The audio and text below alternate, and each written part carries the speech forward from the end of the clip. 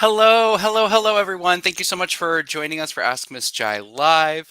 Today, we are going to be talking about how to ask names and pronouns and how to be welcoming to gender diverse communities. So, we'll talk a little bit about why we ask, what pronouns are, when we ask that, how we are supposed to ask that, and what we should be avoiding, and how do we correct a misstep. So stick around and learn a little bit about this. And yeah, I'm really excited for today's conversation.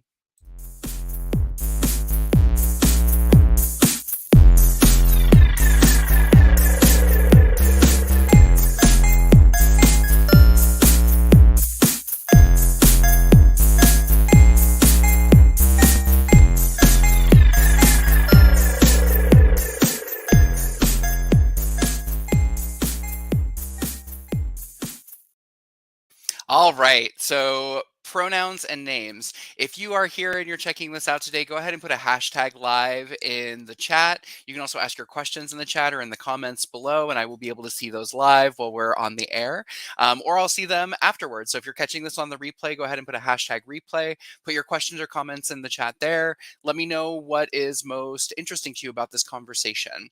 So today my name is Miss Jai. I use she, her, and he, him pronouns. I am the host of Ask Miss Jai Live, and today we're going to be talking about asking pronouns and names and how to be welcoming to gender diverse communities in our services.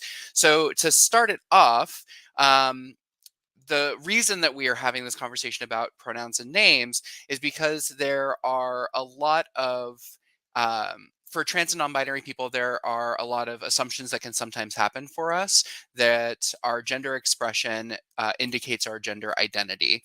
And so because of that, it doesn't always feel there's a lot of assumptions that are made about a person's gender identity, including the pronouns they use or the name that they go by. And sometimes it is important for us to express our gender in a more muted way, or it might be unsafe for us to express our gender in a way that aligns with our gender identity. If we come from environments, neighborhoods, families, spaces where it's not safe for us to express our gender, then we may express our gender in the way that is assumed uh, and feels safest, but doesn't align with our gender identity.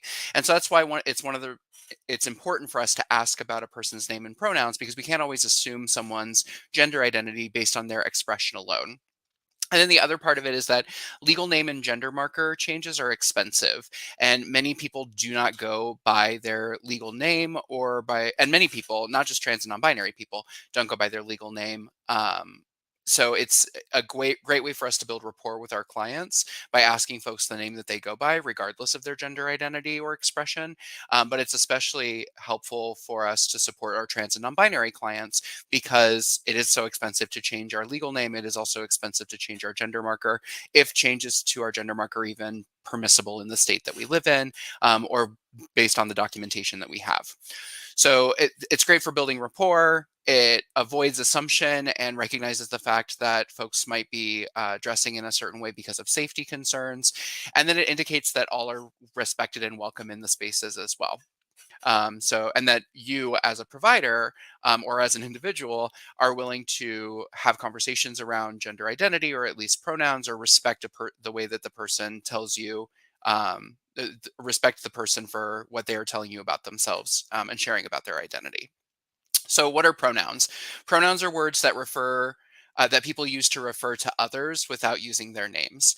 So, pronouns are one of the ways that we portray our identity, and using a person's correct pronoun fosters an inclusive environment and affirms a gender identity. So, our pronouns uh, are how people respectively speak to or about us. Some examples are binary pronouns like she and her, or he and him, or they could be non-binary pronouns like they, them, theirs, z, zers. There's a variety of non-binary pronouns that exist. You might also see binary pronouns in other languages as well, so like el or ea, and that's a way that folks can indicate multilingual identities, also communicate a cultural identity that's related and part of their core gender as well. So there's a variety of ways that this language can be used. Something that I think is important to note is that everyone uses pronouns in some way or form. Even if you don't use pronouns for yourself, we use them when we're communicating with one another. So this is applicable to the language that we are speaking with one another. And some folks also use multiple pronouns, like myself. So I use she and her as well as he and him. And I feel most affirmed when someone uses them intermingled, because I feel like oftentimes we might stick to one set of pronouns or another, and that always doesn't feel like it encapsulates the entirety of my identity. Though I recognize that that is something that happens for a lot of folks. So I use both feminine and masculine pronouns, and that's because I am a person of trans experience. I am transgender, but I'm also in this like gender expansive space. I identify as gender queer or gender non-binary, and so I mix gender expression a lot. And so because pronouns are a way that we express our gender as well, I like to use both feminine and masculine pronouns. I already talked a little bit about why we ask pronouns. If you're catching this right now, go ahead and put a hashtag live in the chat. Let me know what your questions are in the chat, or you can, if you're catching this on the replay, let me know. Share with us your name and what pronouns you use, or if you've heard of other non-binary pronouns outside of they, them, theirs, or z's, yours, share those in the chat as well, because sometimes these are also geographically dependent or culturally dependent. And so certain specific communities might use different non-binary pronouns as well. So when do we ask pronouns? When do we ask someone's current name and their pronouns? There's a couple of spaces within our services that we can ask them. So we can ask them at the registration or check-in, depending on how private that is, right? So if for example, I went to my primary care doctor a few weeks ago, and the registration desk faces the lobby, and it's a small room. So any conversation that's had there is um, is heard by everyone that's in the room. So it might not be appropriate to verbally share that information. However, when I signed in, I put my name on a list with little sticky notes, and I put my name and I put my appointment time, and that could be an appropriate place to say, what name is on your identification, or what name is on your insurance, what name do you go by, or what name would you like us to call you by? What are your pronouns, and what time is your appointment? Because that's also removed from the list, since it is a sticky, so it's a little bit more private as well. And then I don't have to verbalize it because of privacy concerns. So registration and check-in is a great place that we can ask this information, so that we're starting off from the get-go with our conversation, knowing that the person before us uses a name that's different than their legal name and what their pronouns are. Hi, Shakina. Thank you for joining. And the question that you have is, how can we be used appropriately? So I will talk about that in just a moment, when we talk about how we ask, and also how this can be used in conversation. But that's a great question. Thank you. So we can ask at the registration, we can ask at check-in. We can also ask during the clinical visit.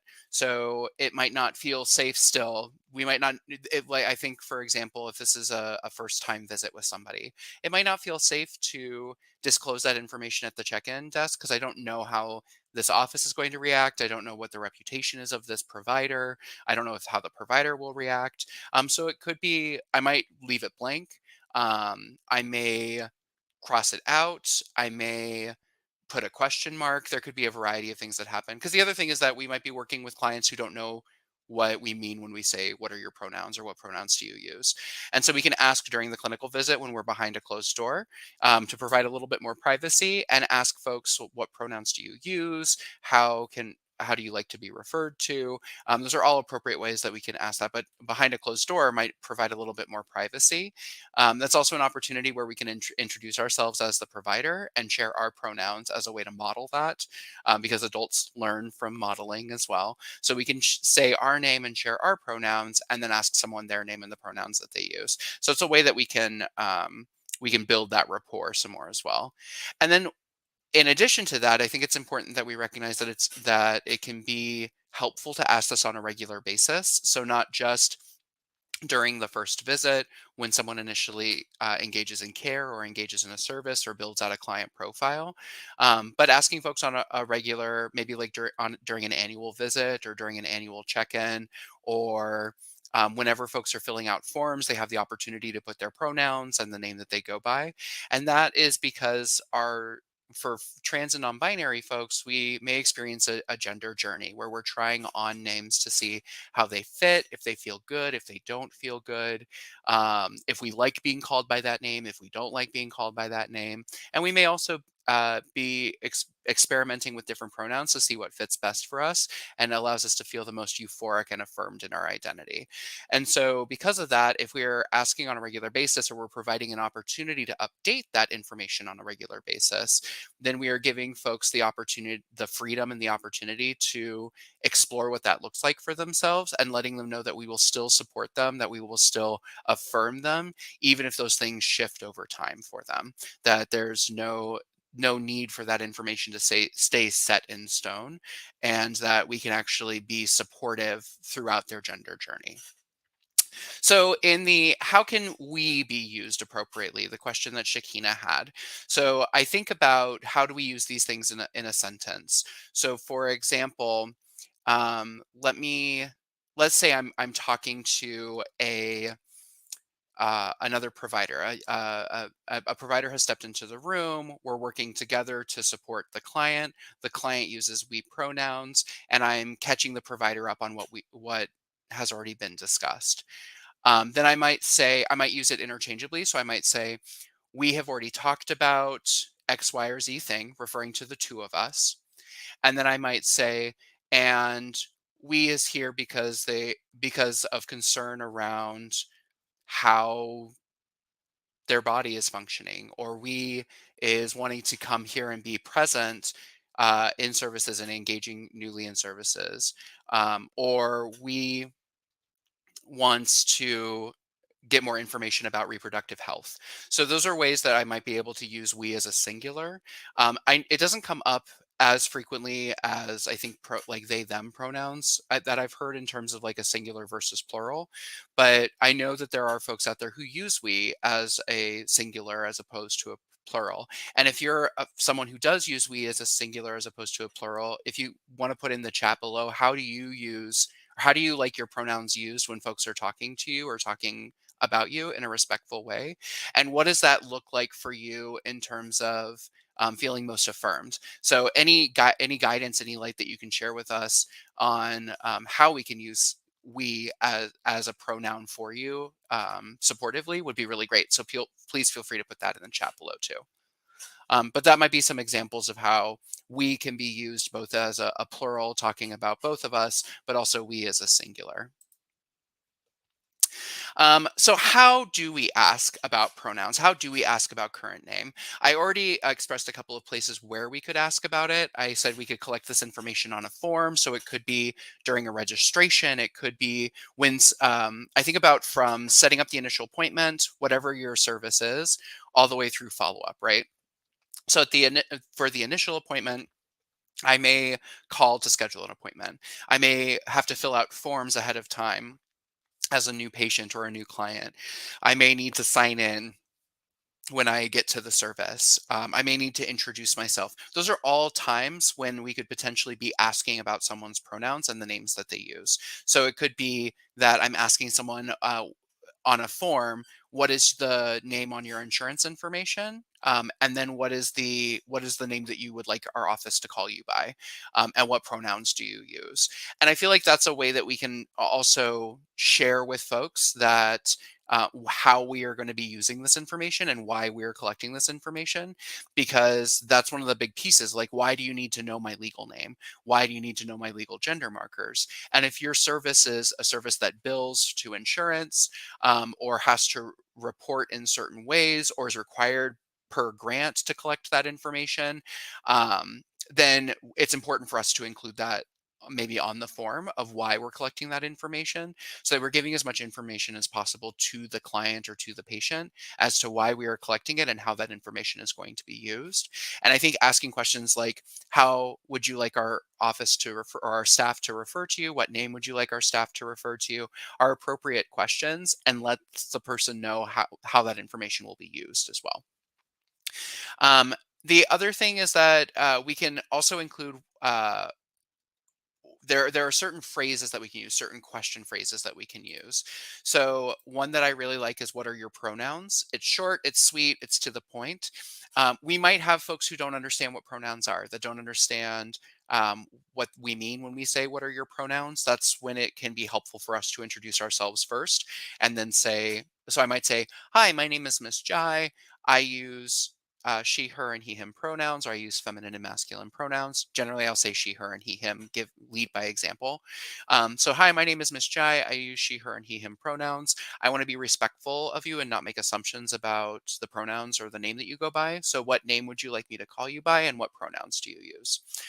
Or what are your pronouns? So, those are great ways that we can model and also then shift to the attention back to the person that we are working with. So another question we can ask is, what pronouns may I use to refer to you? I feel like this is a little bit more formal, and the more words we use, the more formal we get, the further away from getting the information, or it starts to feel a little anesthetic. That's not the right word. Antiseptic? No, that's not right either. It feels sterilized. And so we want to make sure that we're keeping this conversational and that we are trying to meet the person where they're at. And then another great question we can ask is, what pronouns do you use? So again, short, sweet, and to the point. And Shakina, I saw you shared again. I've seen people who identify as binary use we in plural, she, her, we. Thanks for your example. Yeah, not a problem. And I would love to hear from folks who use we as an example, or as a pronoun. I'd love to hear from folks who use we as a pronoun to share a little bit about what that feels like for them, why we feels affirming for them, and how they use we in their as part of their pronouns. Something that this also brings up for me is that when we are working with someone who uses multiple pronouns, we don't want to assume that the first pronoun set that they share with us is the pronouns that they have like a preference for, because we folks might not have a preference for pronouns. They might say, like I said at the beginning, I prefer my pronouns to be intermingled. I don't want folks to stick with just one set of pronouns. I feel most affirmed when folks mix them up. And so we don't want to default to one set of pronouns when folks are introduced with multiple. But I think it's appropriate for us to ask um, that that question. Do you want me to intermingle these pronouns? Is there a set that you prefer, or that you feel most affirmed by? Maybe not prefer. Let's avoid prefer language, because these are our pronouns. They're not a preference. But let's say, like, is there a set of pronouns that you feel most affirmed by? That might be a great question to follow up with, or say, or would you prefer that or would you see? It's even hard for me to step away from it. Or do you feel most affirmed when these are intermingled for you? So really move to that affirmation language.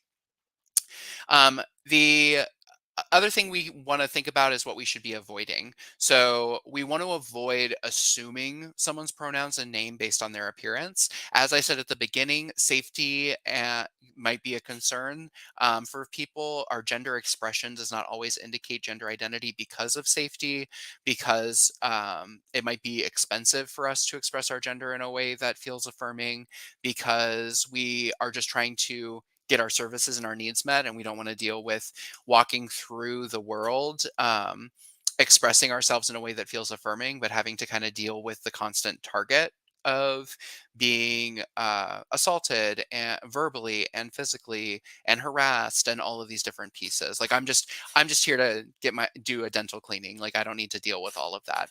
So it helps us to avoid that assumption when we ask, and we really want to avoid assuming someone's pronouns and name based on their appearance alone.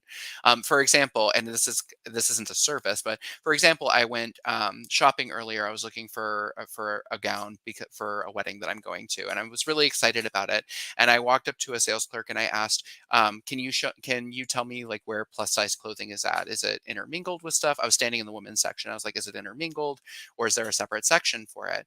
And the response I got was, well, clothing for big and tall men is over on the other side of the store. And so I had to correct it in the moment and be like, no, I'm looking for women's clothing. So we don't want to assume just based on how someone looks, what their gender identity is, but we also don't want to assume what it means for them to feel affirmed, right?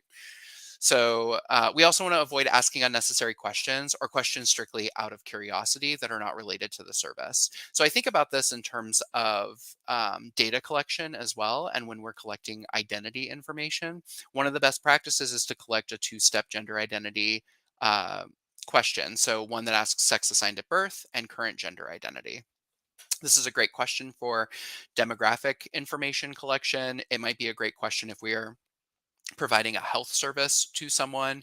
It may be a great question if we need to know about someone's body based off of health concerns that might be coming up for them or for the future. So like those might be an appropriate place to ask those questions. But if someone is coming in for services in in a housing program, for example, I don't need to know about someone's sex assigned at birth in order for me to provide them a service. I might need to know about their current gender identity or what pronouns that they use, but it might not be appropriate for me to ask someone's sex assigned at birth. What I might ask instead is, what is your gender identity, and are are you trans, or do you have a trans experience, or do you identify as transgender? That might be a more appropriate question, or I might move those as part of a demographic form that's separate from the client themselves and collect that information in order to better understand who's being served in my program, but not linking that data directly to the individual themselves. Unless I'm working in a program that's also helping address other social determinants of health. And then it could be helpful for me to know which clients in the program identify as trans or non binary, because we know that based on social determinants of health, there are a number of health disparities for trans and non binary people. And it would be important for us to be able to identify folks quickly so that we can make sure that we had maybe more like a higher touch or a higher case management, higher acuity case management for these folks. So we really want to be mindful about why we're collecting the information and not just collecting it strictly out of curiosity. And then what do we do when we mess up? Because things happen, right? I kept saying preference when I meant affirming. I have a number of trans people in my life that I've known for the majority of my life who I still every now and again might slip up and use a name that they no longer go by, or I may accidentally misgender and use a pronoun that they don't use. So these things do happen sometimes for us. It's especially it comes up more frequently for me when it's someone that I knew coming out, pre transgender identity or pre transition or pre coming out. Because that was how I met the person. And so it can be difficult for us sometimes to shift our frame. And these things do happen. And so, what do we do in the moment when we recognize that we've done that? First, it's important that we are practicing whenever we're talking about this client, not just when the client is sitting in front of us, because practice makes permanent.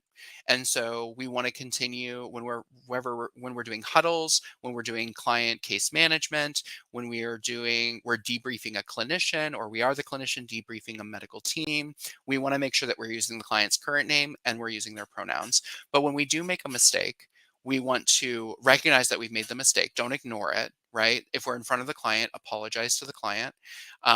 Even if we're not in front of the client, I think saying, "Oh, I'm sorry," and is an important way to recognize and catch that this was a mistake. We then want to correct ourselves, right? So we want to say, "Oh, I'm sorry. I meant she once X, Y, or Z thing." Um, and then continue on. And if you're in front of the client, depending on if this is something that keeps coming up, depending on the egregiousness of the misgendering or the misnaming, it may also be appropriate for us to check in with them and see if they're comfortable continuing on before we continue on, because we just don't want to barrel over someone. We want to give them the autonomy in the space, because frequently trans and non-binary people are stripped of their autonomy in medical and health spaces. So we want to try and build up that autonomy as much as possible.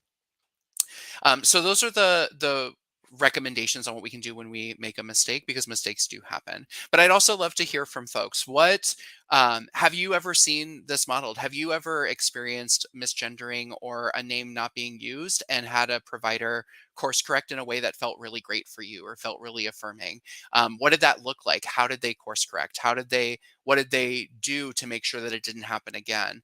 I'd love to hear from you all about that. And then, yeah, so it's important for us to ask pronouns. It's important for us to ask someone's current name, not just the people that we perceive as trans or non-binary, but standardize it across all of our clients that we're working with, because we can't assume someone is trans or non-binary based on expression or physical appearance alone. And we can't assume that that all of our patients or all of our clients go by the name that their legal name either. There's lots of cisgender people who don't go by their legal name. So it's a way for us to build rapport with all of our clients. Uh, yeah, I would love to hear from you all. Please share it in the chat, your thoughts on this, other questions that you have, other pronouns that you've heard, or ways that you have felt affirmed when someone has made a mistake, and what that looked like for you. How did they correct it for you? Again, my name is Miss Jai. I use she, her, and he, him pronouns. I'm the host of Ask Miss Jai Live, and I'm so grateful to be here and to bring this information to you all. Thank you to the folks who participated today. Thank you, Shakina, for your question. This is really great. I'm excited to see this getting uh, more and more traction. I'm just really happy to be here. And as always, thank you for taking the time to invest in the health and well-being of trans and non-binary people. And until next time, much love.